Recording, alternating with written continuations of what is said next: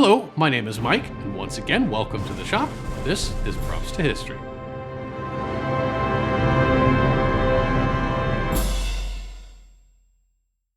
Don't forget to hit the like and subscribe, and make sure you hit the little bell to get your notification when a new video drops. Now, of all the pieces that I've collected in the time that I've been a prop collector, this is by far my favorite piece. And this was actually given to me by my good friend Thomas, who was a Muppeteer on Muppets from Space. This is one of the Gonzo nose masks worn by the fans of Gonzo at the end of the film. And it is entirely plausible that this is the last surviving example of it in the world. Now, these are made from latex, and latex over time deteriorates because it has a lot of water content to it. And over time it dries out, it shrinks and cracks, as this one is here. And eventually, here soon, I'll be sending this off to be completely restored. But how does a collector preserve their props? Or more specifically, how does a museum that keeps props on display and constantly shifts them out of their displays and collections all the time, how do they preserve them over time? How do they keep them from deteriorating for as long as possible? And for that, we went to the Children's Museum.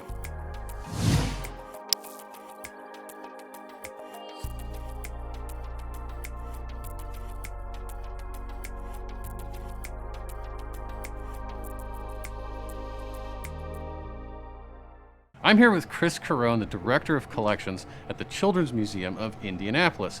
And we're having a look at some of the pieces in their archive, in their collections.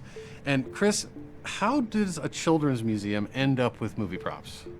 Well, some of them we've purchased for specific exhibits. We want to talk about American pop culture to families with children and just sort of give them an understanding of the role that pop culture plays in their lives. And now, you have quite a few pieces in your collection from all over film and TV, as a matter of fact. And one of them sitting right in front of us. Can you tell us a little bit about this guy? Well, this is a flying model from Superman 1 and 2, and it's a prop that we're able to exhibit with him flying, but would have been used in the movie, and you can probably tell them more than I can about this. This is such a beautiful example of how a piece like this is stored. Because you store these things for years at a time before they come back out into the public eye. And this is just such a wonderful way to display something that is ultimately quite fragile, because these were only meant to last for a short period of time. And that it survives in this state is amazing. But what this is a flying special effects model that would have been suspended by wires, and then they would have used a wind machine to make his cape flap. It would have been for distance shots of Superman flying through the air.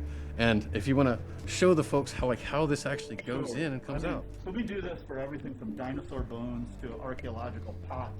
And, you know, most people think about those in a museum before they think about something like this. Yeah, because the Children's Museum is not just things for children. It is the width and breadth of the natural world and also society in a lot of ways too, because you guys are the largest children's museum in the world. So your collection is enormous. Right, and, you know, we sort of collect those things that will excite and inspire learning in people. So I'm super excited to see this thing up close. I've never seen one of these flying models up close. So there you go, and I'll let you tell them a little bit more about it. So, if I'm not mistaken, is this made out of balsa? I think he's made out of balsa. Yeah, But definitely would. All hand painted. The capes were hand sewn, every part of it, and you can see his little insignia on his back is actually just paper. And all of it hand painted. I think they made about a dozen of these for the first film. And I've never seen one just in photographs that's in this nice a shape. He's got a little bit of wear on him, but he was an actual production used, screen used prop. And to see one in this good a condition is actually extremely rare.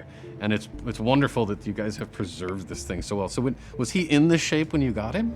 Yeah, he was. We Really? haven't done restoration work on it. So this is completely original. Yeah, I mean, you know, most of the work that we really do is to try and, you know, give it the best environment, the best storage mounts that we can, to keep it in its original condition, but then to give it the longest life possible. That's fantastic.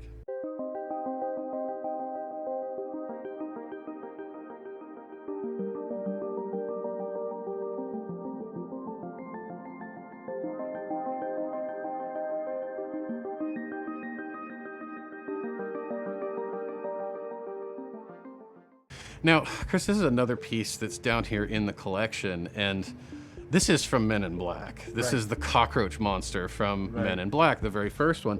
Now, because latex, which is what this is made out of, how do you go about preserving that? Because latex deteriorates so badly over time. I mean, that's one of the huge challenges for museum curators is, you know, ceramics, rock, like it'll last forever, but these vinyls and plastics, and we don't really even know what the chemical composition of them is. It's only made to last for a couple of months, and here we're trying to make it last for decades.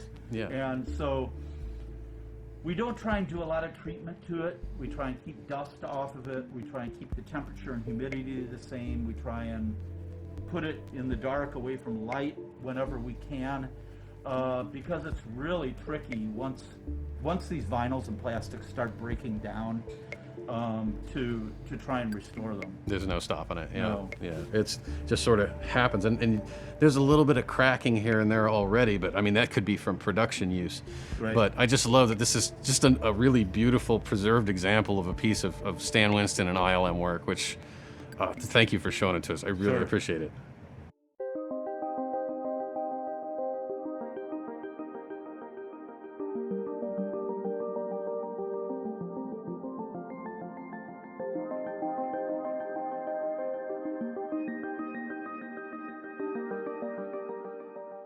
And Chris, you have a lot of fabric props here as well, including this one, which this is actually one of Adam West's stunt capes from the 1966 Batman series. Now, we don't know that Adam West actually wore this or if a stuntman wore it, but it has all kinds of little bits of deterioration in it from being used as a stunt cape. How do you go about taking care of something like this? Because this was, again, material that was made to last for a couple of days at most, and then... Textiles are tricky. And whether it's a silk or an acetate, you know, the dyes in them over time, if they're exposed to a lot of light, those dyes will chemically interact with the fabric and it'll start deteriorating the fabric. So we try and keep it out of the light. When we fold it in a box, in this case, we try to put some tissue inside of it so it doesn't get permanent fold marks. But again, we generally don't try and restore it. We just try and keep it in the condition that we got it. And certainly if it shows the sort of the wear of use, that's part of the story. Oh yeah, absolutely. And we actually, you know, we absolutely want the object to tell its story. So, you know, some of these things where we're looking at maybe missing piping that was on it, well, we want to leave that evidence there because somebody's going to get really excited and watch all the episodes. And they're going to be able to find that one. No, because I'm going to now try and find which episode this is from. And it's amazing, too, to show how it has aged, because these were originally black, and I don't know if it's showing on camera, but to us in this room, in this light, it's green. And that's just because of the dye fading over the years. Which is amazing. And you have also another cape in this collection, which I'm not gonna lie, I'm kind of fangirling out about, because I am very, very excited to see this cape. So we'll put this one away gently and then bring out the other one. Okay. All right, thank you. Now, Chris, this is again another cape that I'm very excited to see, and it's a different material than the Batman cape. Is there any difference in preservation with something like this? Because I just noticed this too. This is, I believe, one of the flying harness capes. Like, this is, Christopher Reeves would have worn a harness to make it look like he's flying, and that's what these slits are for. And that's such an amazing little detail. I'm sorry, I interrupted you. That's all right. Well, I mean, it's a textile. We take care of it much the same way as we did the Batman cape. Both have really vivid inks, and so we really want to be careful about limiting exposure to light. We do the same thing with this, where we sort of wrap it in some acid-free tissue or something to keep it from getting crease marks, and then we always keep the temperature and humidity the same in the room so that there's not mildew or anything like that. And do you know what particular Superman film this is from? The information that we have is that this was used in 1 and 2. 1 and 2, so it carried over, and it does have a little bit of the damage to it, but it's in absolutely beautiful shape. And I grew up with this movie, so seeing this cape this close, and I've never seen one of these capes up close. I've also never seen one of the flying harness capes before. It's very exciting to me, that's pretty cool. And I can't I'm kind of beside myself about this. Thank you very much for showing me this. I welcome. really appreciate it.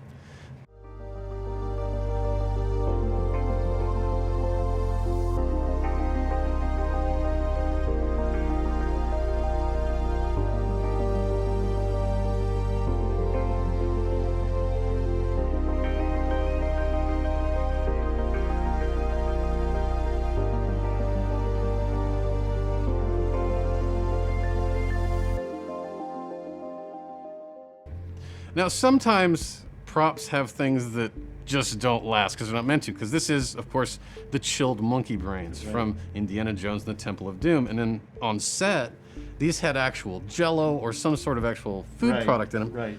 And when it doesn't exist anymore because it just rots away or it gets thrown away. You guys actually made your own brains for this. That's right. Well, you know, when we're showing it to kids who've maybe just seen the movie for the first time, it's not as identifiable without what's inside it. Yeah. You know, the great scene in the movie where they take the skull cap off and then there's the brains. So yeah, we decided we had to make our own prop for the prop. Yeah. Which was to create our own brains so that we could put it on exhibit with it. And what were these brains made from? Do you remember? This was a poured plastic. Some sort of resin that it was made Some from? sort of resin, yeah, and then painted. That's They magnificent. watched the movie over and over to try and get the color right. So It's actually chilled monkey brains. This is fantastic. Well, Chris, thank you so much for letting me come down here into the collection and show us how you guys preserve these pieces of film history and so that they'll survive for decades if possible. And I really appreciate you taking the time. you're very welcome. It's our pleasure.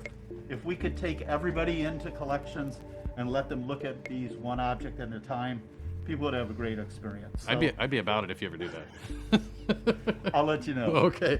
Well, if you want to find out more about the Children's Museum of Indianapolis, it's childrensmuseum.org. You can find them on Instagram, Twitter. You can find them all over the internet under Children's Museum.